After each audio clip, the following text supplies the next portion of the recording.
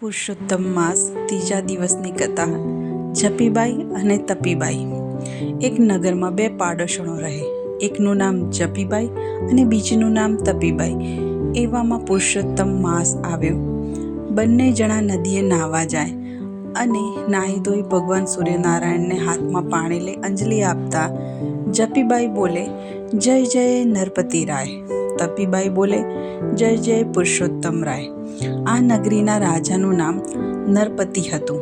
તે ફરતો ફરતો નદી કાંઠે આવ્યો. તેણે જપીબાઈને પોતાની જય બોલતા સાંભળી અને પ્રસન્ન થયો. બીજે દિવસે તેણે જપીબાઈને રાજસભામાં બોલાવીને કહ્યું, તમે નિત્ય નદીએ નાહવા જાઓ છો અને મારા નામની જય બોલાવો છો, તેથી હું પ્રસન્ન થયો છું. લો, આ 5 સોના મોહરો અને આ સાકર કોળાનું શાક કરજો. જપીબાઈ તો કોળું અને 5 સોના મોહરો લઈ રાજાને પ્રણામ કરી ચાલી નીકળી.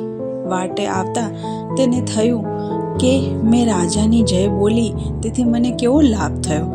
અને તપીબાઈ તો પુરુષોત્તમ રાય કરતા કરતા ફૂટી કોળીએ પામ્યા નહીં. આવડા મોટા કોળાને જપીબાઈ શું કરે?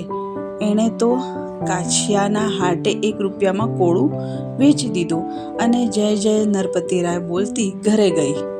વાટે જતા તપીબાઈ સામી મળી. તેણે પૂછ્યું, બહેન ક્યાં જાઓ છો? તપીબાઈએ કહ્યું, શાક લેવા. તમે ક્યાં જઈ આવ્યા? હું રાજદરબારે ગઈ હતી. મને તેડવા 5 સોના મોહરો અને 50 પૈસા રોકડા આપ્યા.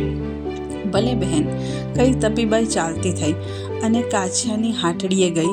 તેણે રૂડું મજાનું કોળું જોયું અને પૂછ્યું, ભાઈ આ કોળાનું શું લેશો? કાછિયાએ કહ્યું, બહેન 1 રૂપિયામાં લીધું છે, 1.25 રૂપિયામાં તમને આપીશ. તપીબાઈ 1.25 રૂપિયો આપી કોળું લઈ ઘરે ગયા. ઘરે જઈને કોળું કાપ્યું તો મહીથી હીરા, માણેક, મોતી અને સોના મોહરો નીકળી. પુરુષોત્તમ માસનો છેલ્લો દિવસ હતો. તપીબાઈએ બ્રાહ્મણોને જમવા નોતર્યા. ભાતના પકવાન બનાવ્યા. બ્રાહ્મણો આનંદથી જમી ઉઠ્યા અને તપીબાઈની જય બોલાવતા બોલાવતા રાજમહેલ આગળથી પસાર થયા. રાજાને આશ્ચર્ય થયું. તેણે એક બ્રાહ્મણને બોલાવી પૂછ્યું, મહારાજ ક્યાં જમી આવ્યા? બ્રાહ્મણે કહ્યું, તપીબાઈના ઘરે. રાજાને વધુ નવાઈ લાગી. તેણે વિચાર્યું કે મેં હીરા, માણેક, મોતી, મોહરો ભરેલું કોળું તો જપીબાઈને આપ્યું છે અને તપીબાઈ તો રંગ છે. બ્રાહ્મણોને જમાડે તો જપીબાઈ જમાડે, તપીબાઈ શી રીતે જમાડે? અવશ્ય કંઈક ગોટાળો થયો છે. રાજાએ એ જ ઘડીએ તપીબાઈને તેડાવ્યા અને પૂછ્યું, તમે તો સાધારણ સ્થિતિના છો ને આખા નગરના બ્રાહ્મણોને જમાડ્યા શી રીતે? તપીબાઈ સાચું બોલી, મહારાજ આજે હું કાછિયાને ત્યાંથી એક કોળું લાવી હતી.